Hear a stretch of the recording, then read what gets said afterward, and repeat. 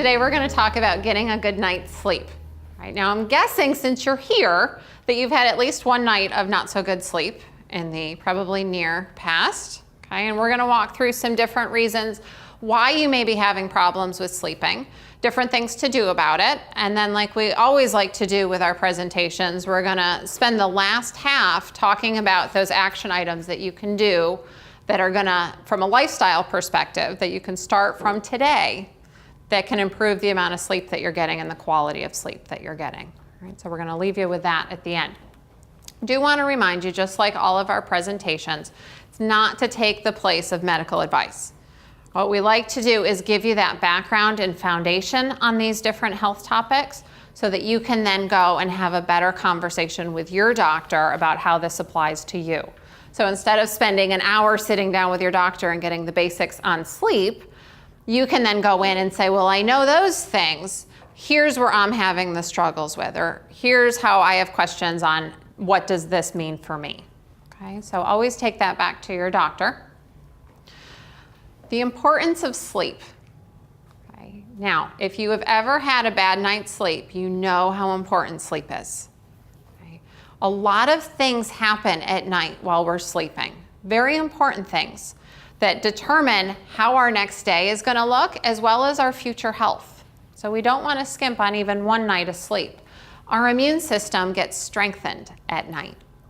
So if you're not sleeping well, you're more likely to come down with a cold and flu. You are also more likely, we have now found, more likely to be at risk for things like heart disease, certain types of cancer, diabetes. Okay. Your muscle and tissues are repaired at night. Right? So any damage that you're doing during the day, whether it's injuries that you're building up or you were out doing strength training activities and you're building up that muscle, those things are repaired at night. Right, so very important there. Your memories are consolidated. Everything that happens during the day we have kind of in this holding tank. And at night when you're sleeping, that all transfers back into the vault. Now, if you're not getting a good night's sleep and that process doesn't occur, you're going to struggle more with memories. Okay? You're going to have more of that confusion. It may look like memory loss. It's not dementia. It's poor sleep in those situations. Okay? If you're not putting something back there to store, it's just going to be replaced by the things that happen the next day. Those new memories are going to sit on top of it, and you're going to have a harder time recalling those things that you would wanted to recall. Hormones are released at night that regulate the growth in our bodies. Now, being adults, we're not growing, unfortunately, as tall anymore. We've kind of maxed out on that. But every cell in our body is still going through that growth and development phase. Okay? And so it's important that those hormones are released when they are so that those cells will continue to grow normally, okay, and develop.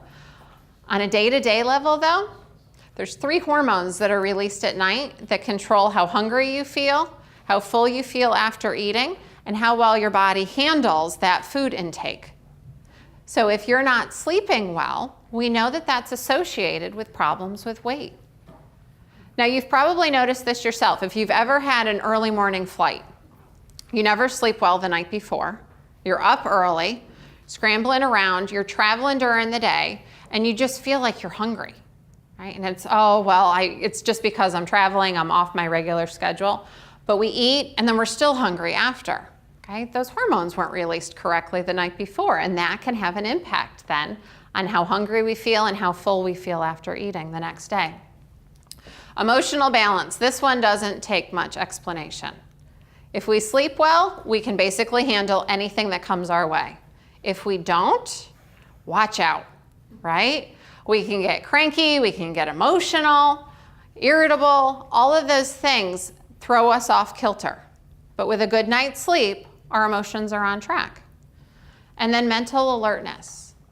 They had one study that found for every hour-and-a-half decrease in quality sleep at night, your alertness the next day goes down by 32%. That's huge, right? So we feel clearer, we feel more grounded and alert when we sleep well.